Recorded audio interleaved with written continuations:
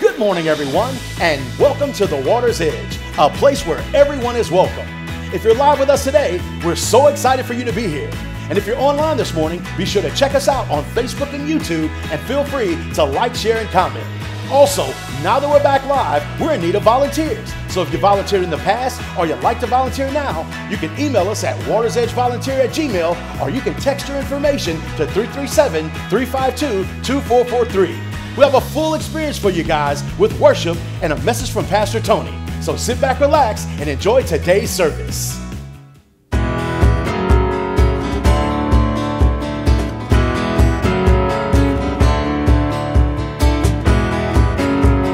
Heaven thundered and the world was born. Life begins and ends in the dust you formed. Faith commanded and the mountains move.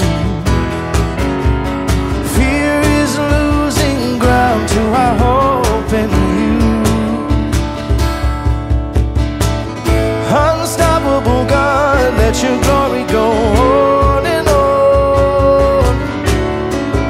Impossible things in your name, they shall be done. Freedom conquered, all our chains undone. Sin defeated, Jesus has overcome. Mercy triumphed when the third day dawned. Darkness was denied when the stone was gone. Unstoppable God, let your glory go on and on. Impossible things in your name, they shall be done. Unstoppable God, let your glory go on and on. Impossible things in your name, they shall be done. Oh, oh, oh, oh. Yeah, Lord. Yeah, Lord. Nothing shall be impossible. Your kingdom reigns unstoppable. We'll shout your praise forevermore. Jesus our God, unstoppable. Nothing shall be impossible. Your kingdom reigns unstoppable. We'll shout your praise forevermore. Jesus our God, unstoppable. Nothing shall be impossible. Your kingdom reigns unstoppable. We'll shout your praise forevermore. Jesus our God, unstoppable. Nothing shall be impossible. Your kingdom reigns unstoppable. We'll shout your praise forevermore. Jesus our God, unstoppable.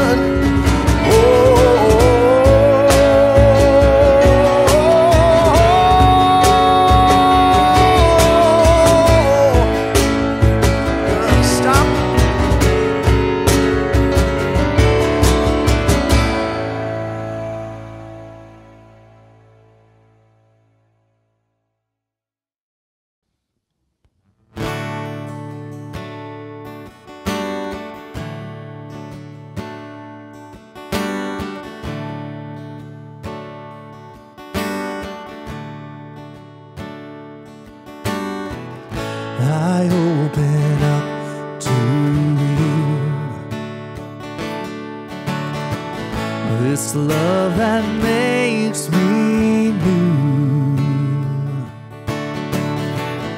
Oh, may my heart receive this love that carries me from the head to the heart. You take me on a journey, letting go, getting lost in you. From the head to the heart, you take me on a journey of letting go and getting lost in you.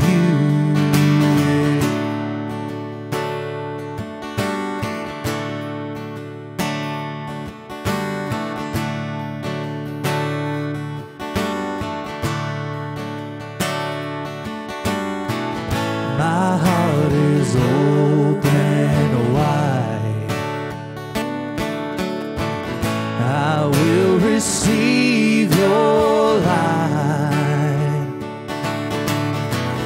You give me faith like a child. In you my heart runs wild. 'Cause there's no shame in looking like a fool when I give you what I can't keep and take a hold of you. There's no shame in looking like a fool when I give you what I can't keep and take a hold of you.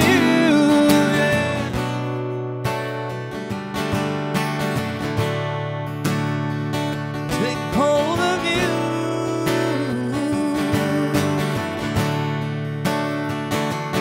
More than words, more than good ideas, I found your love in the open fields. More than words, more than good ideas, I found your love in the open fields. More than words, more than good ideas, I found your love in the open fields. More than words, more than good ideas,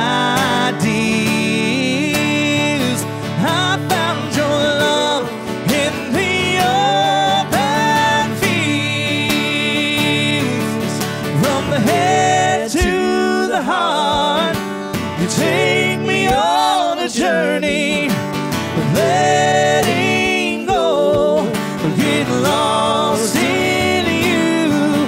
From the head to the heart, you take me on a journey, letting go, getting lost in you. Oh, there's no shame in looking like a fool when I give you what I can't keep and take a hold of you. There's no shame in looking like a fool when I give you what I can't keep and take a hold of you.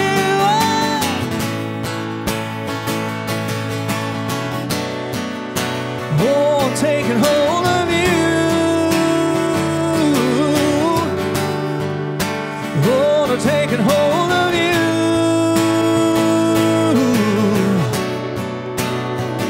Letting go of me.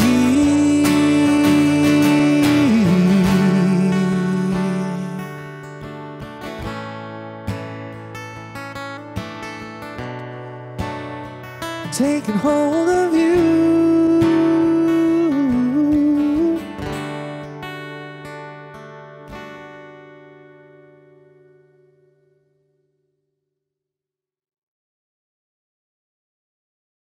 Man, that was such a moving experience from the Water's Edge Band. And by the way, guys, if you'd like to partner with us through giving, here's a few ways you can do that.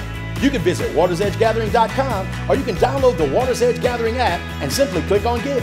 Or you can text the dollar amount to 337-223-9003, or you can make a check and send it to P.O. Box 572, Lake Charles, Louisiana 70602, or 2760 Power Center Parkway, Lake Charles, Louisiana 70607. Now sit back, relax, and enjoy a message from Pastor Tony.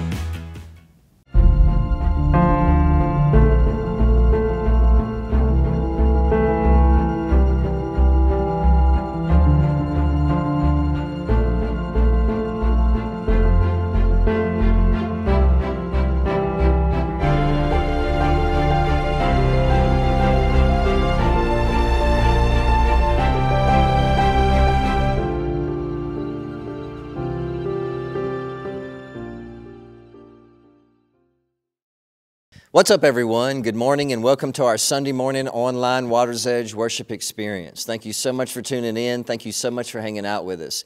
We wanted you to know that this past week on Thursday, we had our food pantry. We were able to feed about 400 families, around 1,400 people.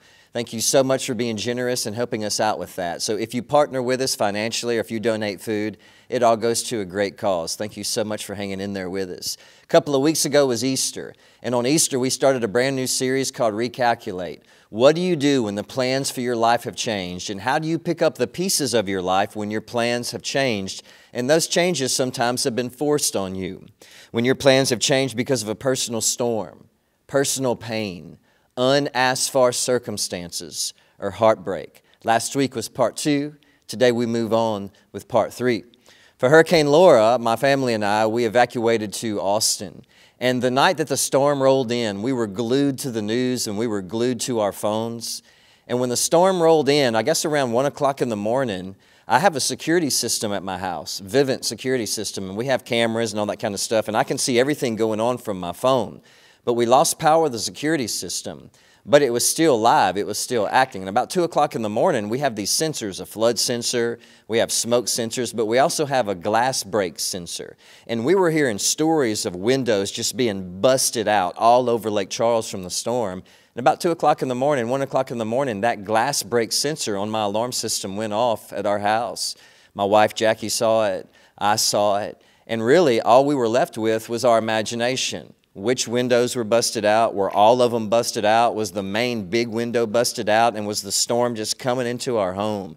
And so the glass break sensor went off, and all we had to go off was really our imagination. What was happening in our home? Well, we finally made it home. We had a couple of friends go over the next day after the storm, but there were so many trees down, they couldn't look inside the house. So when we finally got power, we finally made it back home from Austin.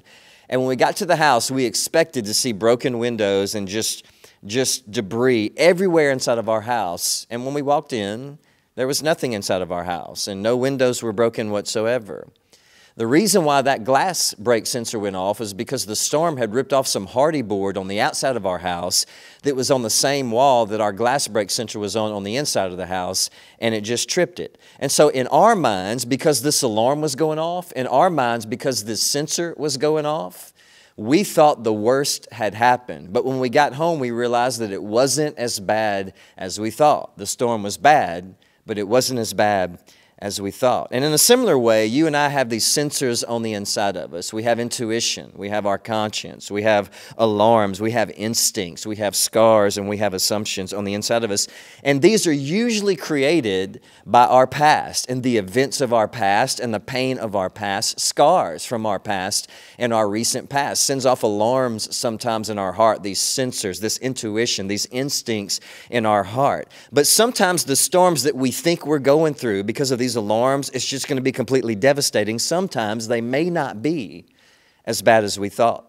In Matthew chapter 7, we find ourselves in the middle of the Sermon on the Mount, one of the most amazing messages that Jesus ever taught. And he taught this message to very real and broken and hurting people. And so we have to understand something, that when Jesus came here on this earth and he would teach, he wasn't teaching these neat ideas of how to get you to this mysterious higher spiritual transcendent place in your life. No, he was talking about real life things, real life stuff like how to survive burdens, how to survive heartache, how to survive the storms, how to love people properly, how to respect people properly, how to treat people properly. He taught us about forgiveness and humility and grace. Notice this passage out of Matthew chapter 7. Jesus says, anyone who listens to my teaching and follows it is wise, like a person who builds a house on solid rock. Though the rain comes in torrents and the floodwaters rise and the winds beat against that house, it won't collapse because it's built on bedrock. But anyone who hears my teaching and doesn't obey is foolish, like a person who builds a house on the sand. When the rains and the floods come and the winds beat against that house, it will collapse with a mighty crash. Matthew chapter 7, verses 24 through 27 out of the New Living Translation. How you survive the storms in this life according to Christ has everything to do with your foundation in this life. And this is what our foundation is made up of. This is what everyone's foundation in their life is made up of. Their personal faith, their personal patterns, their personal character, and their personal decision-making process. So your faith, your patterns, your character, and your choices is what makes up your foundation in this life, no matter who you are. And so, if you're constantly not working on these areas to make them stronger, then sooner or later, you're probably going to have a crack in your foundation, and that foundation is going to become weak, and then when you face a storm in this life, you may not be as strong as you think. And when this happens, your old scars causes you to lose your strength, and lose your hope, and lose your endurance, and lose your resolve that this storm will constantly devastate you when it doesn't have to. So in light of that, some questions. The first one is this: what are you doing to make your faith stronger? Are you pursuing God? Are you drawing closer to Him? Or are you searching for purpose in something else besides Him? Things that are not significant, because only God can give you that fulfillment. I meet so many people, like I told you last week, that are chronically unhappy. And one of the reasons is why they haven't given Christ a chance to be their purpose. They're searching for it in everything else. So what are you doing to make your faith in God stronger? Number two, are you willing to work on your negative patterns while strengthening your positive ones? We love to justify our patterns, especially our negative patterns. But people with a strong foundation in life don't justify their negative patterns. They evaluate and then they work on those patterns so they can change those patterns. That's a person of integrity. Number three, is your character trustworthy? Selfish people will always have a low character no matter what. When you meet a selfish person, you can rest assured that person has low character. They will hurt other people over and over and over again, and they will hurt themselves in the process. So build your character by being sacrificial, humble, and selfless. You can't ever go wrong by doing what's right. Always ask the question, what's the next right thing for me to do in my life as my circumstances unfold? What's the next right thing? You can't go wrong by doing what's right. Number four, what guides your decision making? Is it selfishness? Is it pleasure at first? Is it temptation? Is it your feelings? Or is it love? Is it concern for other people? Is it integrity? What you let guide you is going to eventually determine where you end up in life. So what is guiding you? If you and I can build a strong faith, if we can build strong patterns, if we can build a strong character, if we can build a strong mental process for our decision making, then our emotional and our mental and our spiritual foundation will be strong. And when the storms strike our life, they may be bad, but they may not be as bad as it were if we had a weak foundation. Sometimes it feels like the heaviness of life is just clawing at us, like trying to sink its claws, its hook inside of us. And sometimes during and after a tough personal storm, it feels like this is bad. This storm is really, really bad and devastating.